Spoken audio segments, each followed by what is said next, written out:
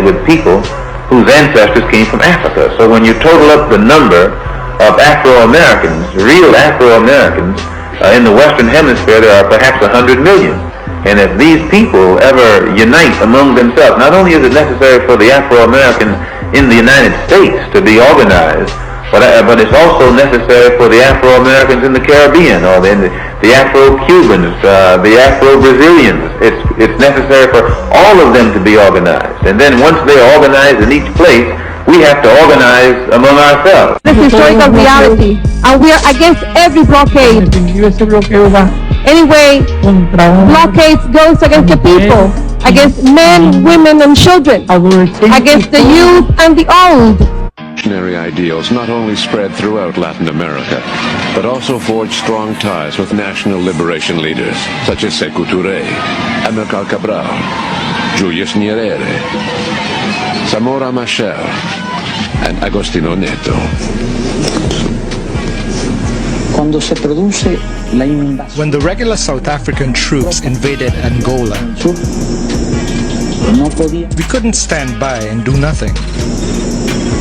When the MPLA asked for our help, we offered them the help they needed.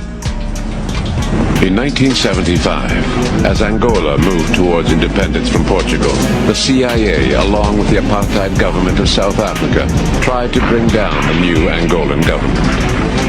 At the request of the Angolan president, Fidel sent 36,000 troops to keep the South African forces from attacking Luanda, the capital. For many Cubans, whose ancestors were African slaves, the fight in Angola was a way to repair a debt to history.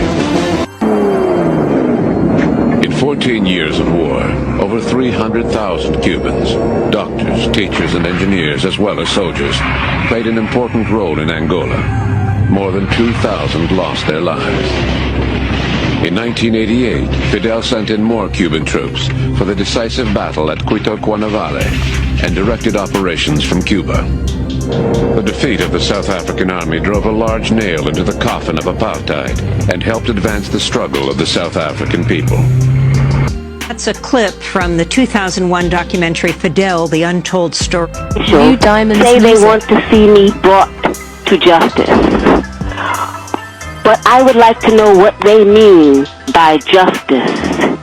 Is torture justice? I was kept in solitary confinement for more than 2 years, mostly in men's prisons. Is that justice? My lawyers were threatened with imprisonment and imprisoned. Is that justice? I was tried by an all-white jury without even the pretext of impartiality and then sentenced to life in prison plus 33 years. Is that justice? Let me emphasize that justice for me is not the issue I am addressing here. It is justice for my people that is at stake. When my people receive justice, I am sure that I will receive it too. That is an excerpt of a letter Assata Shakur read, an open letter to Pope John Paul II during his trip to Cuba. It's the biggest gang in the world. You know what I mean? Look at how they didn't agree with Cuba, so what was to cut them off? That's what we do in the street, we block things off. Porque ¿qué ha resuelto el capitalismo? No ha resuelto ningún problema. Ha saqueado el mundo, ha dejado toda esta pobreza, ha creado estilos de vida y modelos de consumo que son incompatibles con las realidades. Han envenenado las aguas, los mares.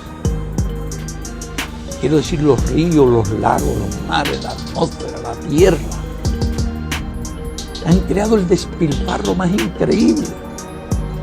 Y yo siempre cito un ejemplo, imagínate que cada chino tuviera un automóvil, o quisiera tener un automóvil, cada uno de los 1.100 millones de chinos, o que cada uno de los indios, que son alrededor de 800 millones, quisiera tener un automóvil y este método, este estilo de vida, y que África hiciera lo mismo, y que casi 450 millones de latinoamericanos hicieran lo mismo.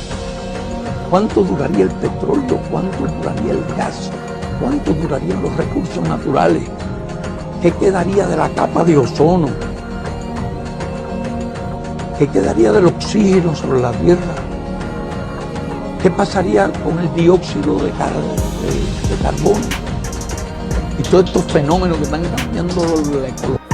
Which helped us in training our people. Que nos ayudó a entrenar a nuestra gente. Gave us resources to Que nos get dio on with our recursos. struggle. Que nos ayudaron tanto en nuestra Trained lucha. our people Que as entrenó a nuestros doctors and so combatientes, a on. nuestros médicos.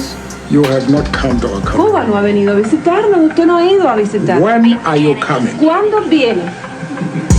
No he visitado a mi patria I surafricana. haven't visited my South African homeland Me yet. la quiero como una patria. I love it as a Quiero por él homeland.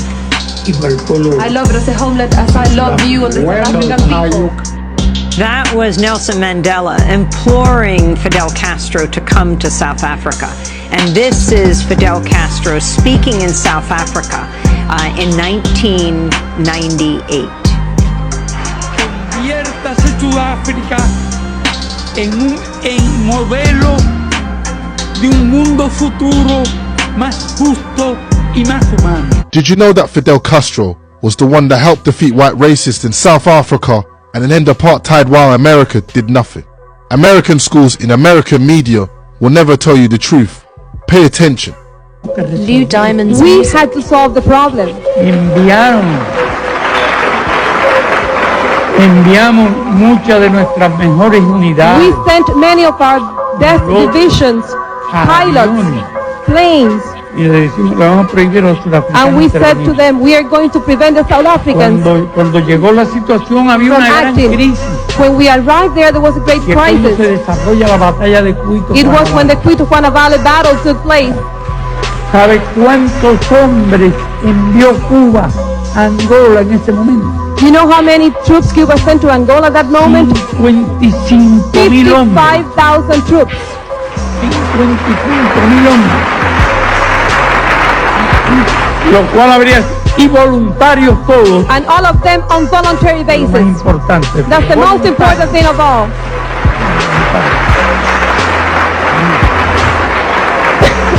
En Cuito, Cuernavaca se estrellaron los racistas. And in Cuito-Juana Valley, the racists Ellos could not libraron win. allá la batalla al este, They wanted to have the battle to the east, lugar difícil. in a difficult place. Y allí le hicimos la trampa. But there we lay a trap for them. Trampa contra la We cual lay se a trap estrellaron. against which they clashed. Que se convirtió en un símbolo. Because Hicieron there daño. Cuito-Juana Valley became a symbol. Enviamos las fuerzas necesarias We sent the necessary forces para frenar, to stop the South Africans' advancement obligarlas a and estrellarse to allí. force them to Mientras le defeat. movimos 40.000 soldados While we moved cubanos, 40,000 Cuban troops 20.000 soldados and angolanos 20,000 Angolan troops hacia el suroeste to the southwest para amenazar to por threaten el- them on en the esa other dirección side al ejército to surafricano. stop the South African army from trying Creamos la something different. correlación de fuerza So we were necesaria able to create the necessary balance of power sencillamente para alcanzar la simply victoria. to stop them and to attain La victory. aplicación de la resolución 435 So y the al final implementation of resolution el cese de la 435 and at the end como to put an end to contribución apartheid. a la heroica lucha. That mil was our veces heroica contribution lucha to the del heroic pueblo struggle of surafricano. the South African people.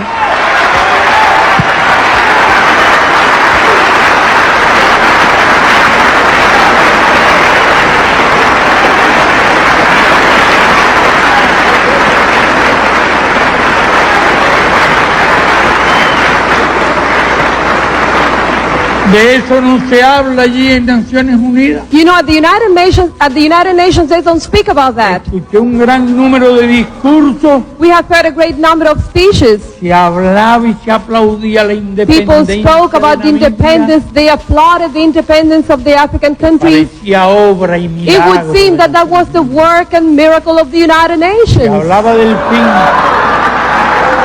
Se hablaba del fin del apartheid. There were talks about the end of apartheid. Obra y milagro like the work and miracle of the United de las Nations. Naciones Unidas.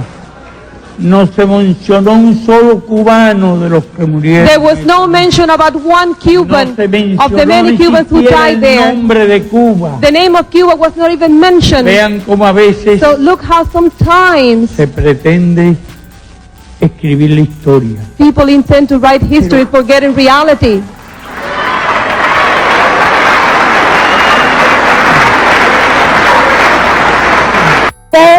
Yo soy Madiba, yo soy cubano y sudafricano. That's what I wrote. Madiba and Castro had strong bonds. We have praised Fidel Castro as a leader of human rights and said that Cuba was one of the countries that's head and shoulders above all other countries in human rights, despite the fact that documents at the United Nations and elsewhere show that Cuba is one of the worst. I was just wondering, are these your models of leaders of human rights? And if so, would you want a Gaddafi or an Arafat or a Castro to be a future president of South Africa? One of the mistakes which some political analysts make is to think that their enemies should be our enemies.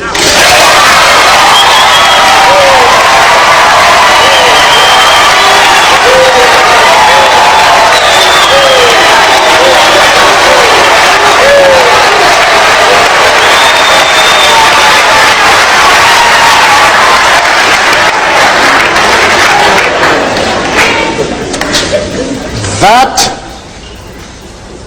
we can and we will never do.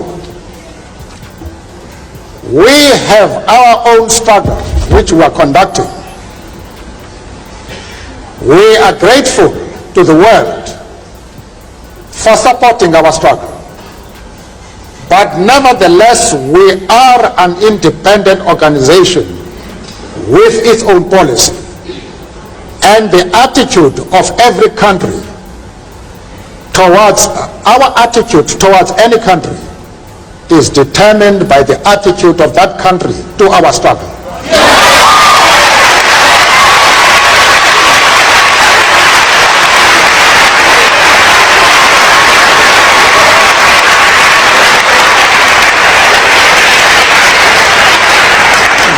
Yasser Arafat,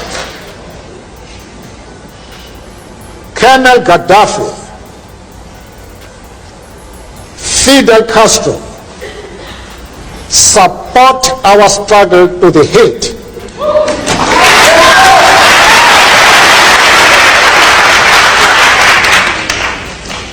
There is no reason whatsoever why we should have any hesitation about hailing their commitment to human rights as they are being demanded in South Africa.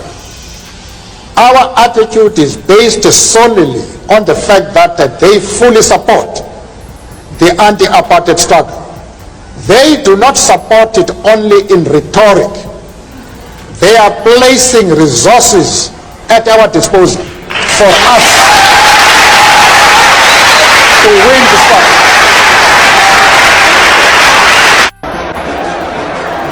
Por aquella época, lo que se vivía con Batista era la corrupción rampante, el juego, la prostitución, la debacle, la violencia. Estamos hablando de un país que iba al desastre.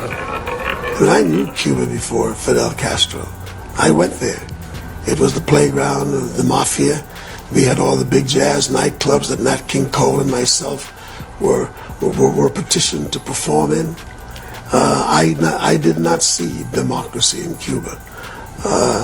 As a matter of fact, if anything, I saw blatant racism and oppression. After the Batista coup, all political parties and constitutional rights were suspended. Todo el mundo se emocionó. Este es un pueblo que en los años aquellos era muy creyente. El otro era más de sincretismo, ¿no? Más de las cosas africanas, las palomas, el gato. Ya a partir de allí, la gente pensaba que Fidel era el enviado de Cristo.